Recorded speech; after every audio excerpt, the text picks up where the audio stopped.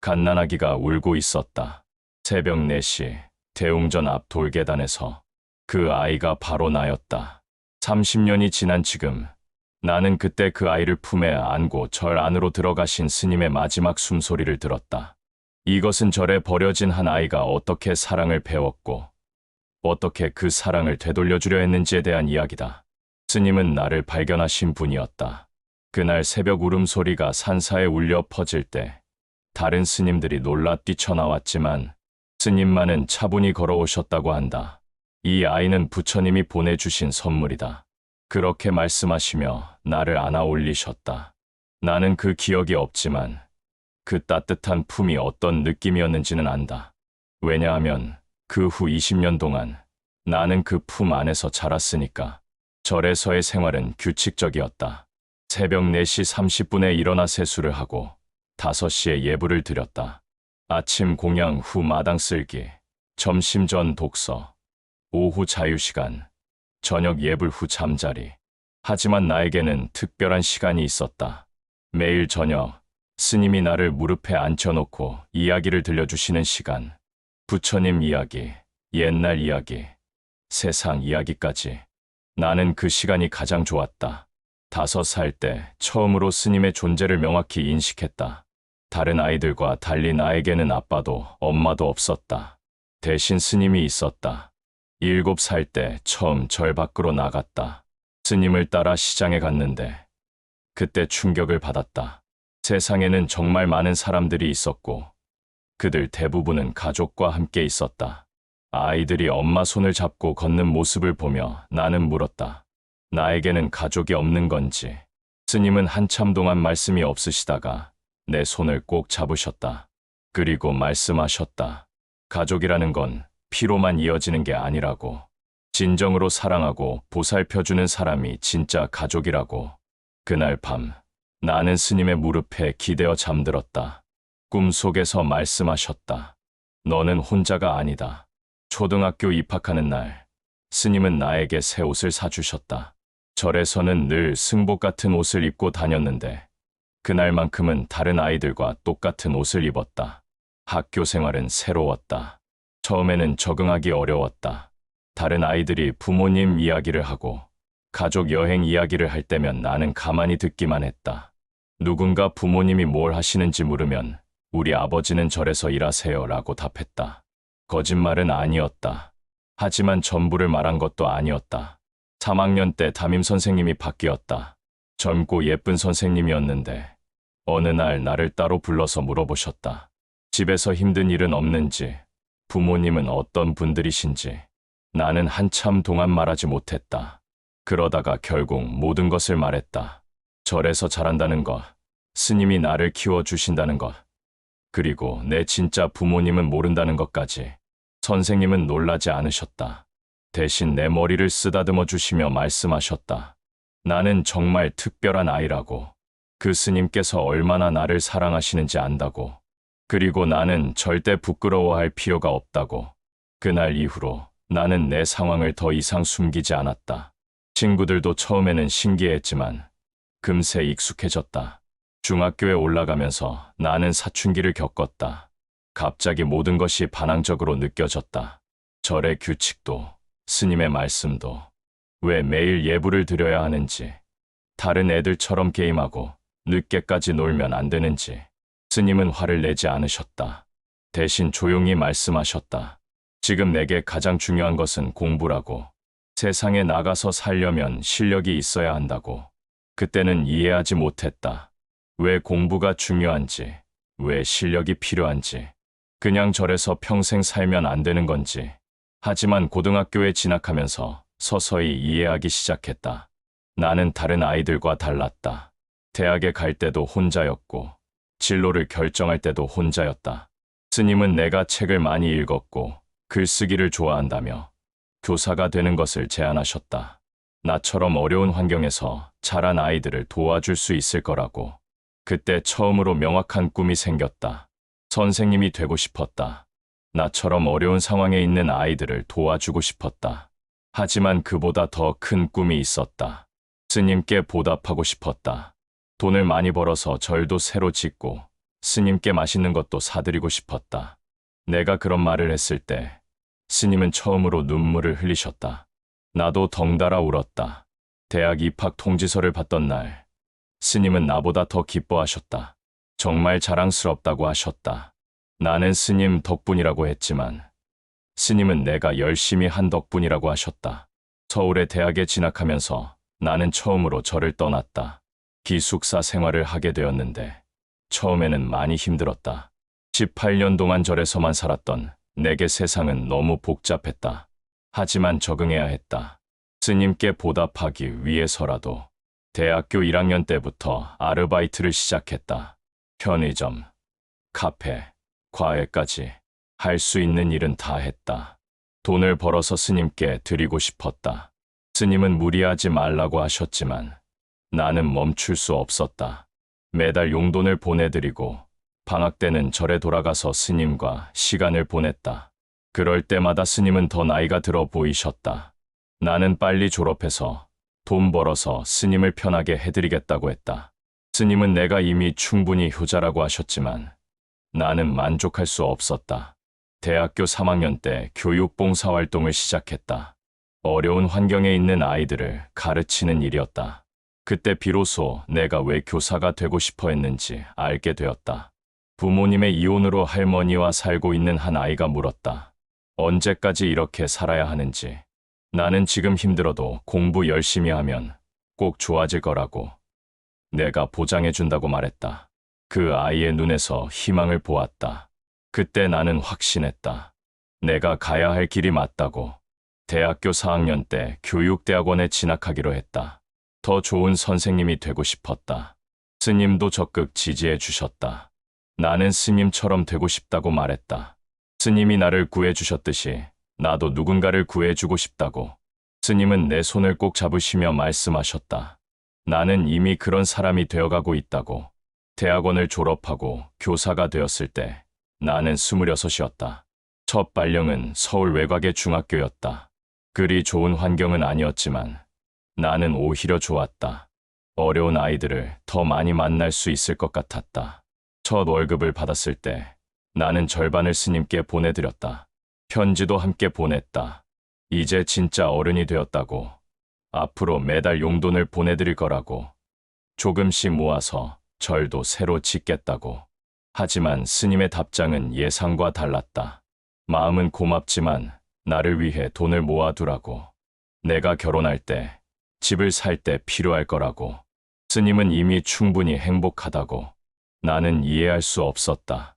왜 스님은 내가 드리려는 것을 받지 않으시는 걸까? 학교에서의 첫 해는 힘들었다. 아이들은 생각보다 거칠었고 일부는 가정 문제로 마음의 상처를 입고 있었다. 하지만 나는 그런 아이들을 더 이해할 수 있었다.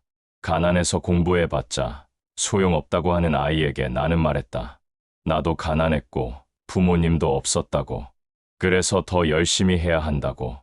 그때부터 내 이야기를 조금씩 들려주기 시작했다. 절에서 자란 이야기, 스님의 사랑을 받고 자란 이야기, 그리고 지금 여기까지 온 이야기. 아이들은 변하기 시작했다. 특히 어려운 환경에 있는 아이들이 나를 더 따랐다. 자신들도 나처럼 될 수 있는지 물었다. 나는 당연하다고 답했다. 매년 담임을 맡을 때마다 나는 스님의 방식을 따라했다. 아이들을 가족처럼 대하고 진심으로 사랑했다. 그러면 아이들도 마음을 열었다. 3년 차가 되었을 때 나는 승진 시험을 준비하기 시작했다. 더 좋은 자리에 가서 더 많은 돈을 벌고 싶었다. 스님께 더 많은 것을 해드리고 싶었다. 스님은 무리하지 말라고 하셨지만 나는 아직 부족하다고 생각했다. 스님께 받은 사랑에 비하면 아직 시작도 안 했다고. 하지만 스님은 자꾸 내가 이미 충분히 갚았다고 말씀하셨다. 마치 시간이 얼마 남지 않은 것처럼. 그때는 몰랐다. 정말로 시간이 얼마 남지 않았다는 것을. 5년 차 교사가 되었을 때 그해 봄 스님에게서 전화가 왔다. 잠깐 절에 올 수 있겠냐고. 그냥 보고 싶다고. 평소 스님답지 않은 말씀이었다. 스님은 항상 무슨 일이 있으면 오라고 하셨는데 그날은 달랐다. 절에 도착했을 때 스님은 많이 야위어 계셨다. 얼굴도 누렇게 뜨셨다. 몸이 안 좋다고 하셨지만 목소리에 힘이 없었다. 그날 밤 나는 스님 옆에서 잤다. 어릴 때처럼. 하지만 스님의 숨소리가 거칠었다. 뭔가 잘못되었다는 것을 직감했다. 다음 날 아침 나는 스님을 병원에 모시고 갔다. 검사 결과는 충격적이었다. 간암 말기. 의사는 몇 달 남지 않았다고 했다. 나는 그 말을 믿을 수 없었다. 스님은 아직 60도 안 되셨는데 나는 다른 병원에서도 검사해보자고 했지만 이미 많이 진행된 상태였다. 나는 무너졌다.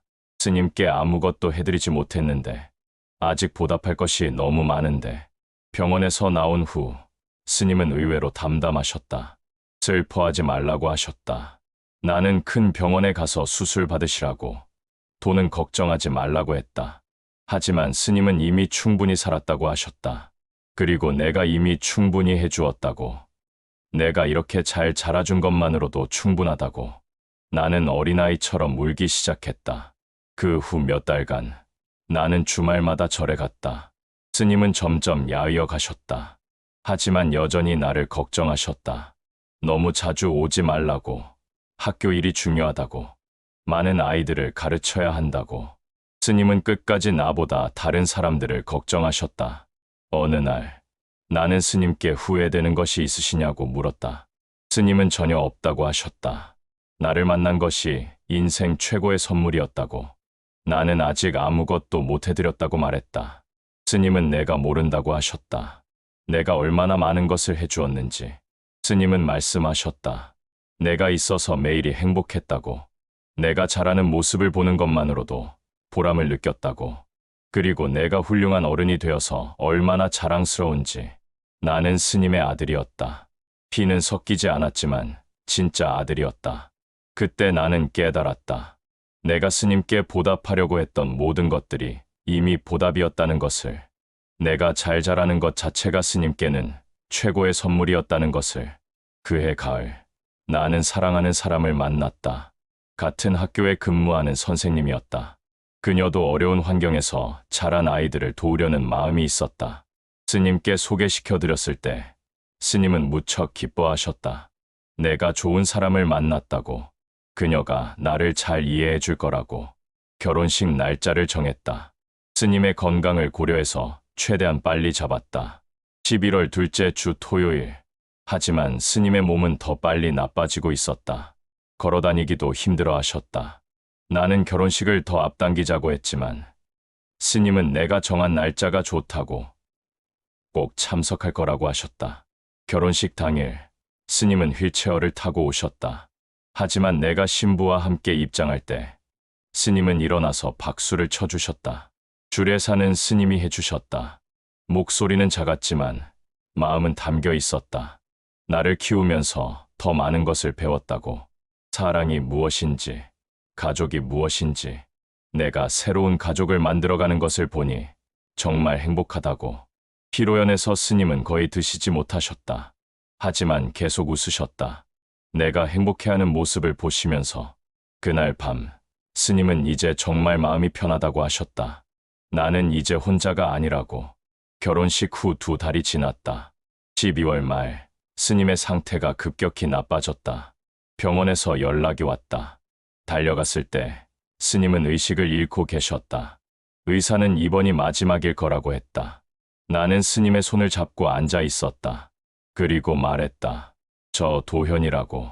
스님이 키워주신 도현이라고. 그때 스님이 눈을 뜨셨다. 나를 보시더니 미소를 지으셨다. 왔다고 하셨다. 나는 여기 있다고 대답했다. 고맙다. 잘 커져서. 그것이 스님의 마지막 말씀이었다. 그 후 몇 시간 뒤 스님은 조용히 숨을 거두셨다. 나는 그 순간을 잊을 수 없다. 스님의 손이 차가워지는 것을, 숨소리가 멈추는 것을, 그리고 내가 정말로 혼자가 되었다는 것을. 하지만 동시에 깨달았다. 스님은 떠나시지 않았다는 것을.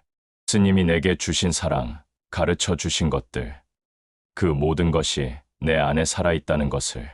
지금 나는 35이다. 결혼한 지 4년이 되었고 곧 아이가 태어날 예정이다. 매일 아침 나는 스님을 생각한다. 그리고 감사하다고 말한다. 나를 키워주셔서, 사랑해주셔서, 그리고 사랑하는 방법을 가르쳐 주셔서 학교에서 아이들을 가르칠 때마다 나는 스님의 방식을 따른다. 진심으로 사랑하고 끝까지 포기하지 않는다.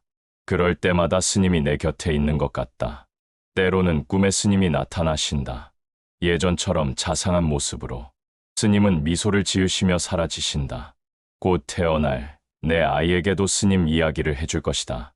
어떤 분이셨는지, 얼마나 사랑이 많으셨는지, 그리고 진정한 가족이 무엇인지, 절에 버려진 아이였던 나. 하지만 나는 버려진 게 아니었다. 스님을 만나기 위해 그곳에 있었던 것이다. 그리고 이제 나는 안다. 사랑은 주고받는 것이 아니라는 것을, 사랑은 그냥 흘러가는 것이라는 것을, 스님이 내게 주신 사랑이 이제 내 아이에게, 내 제자들에게, 내 주변의 모든 사람들에게 흘러가는 것이라는 것을. 스님, 안녕히 가세요. 그리고 고맙습니다. 사랑해요.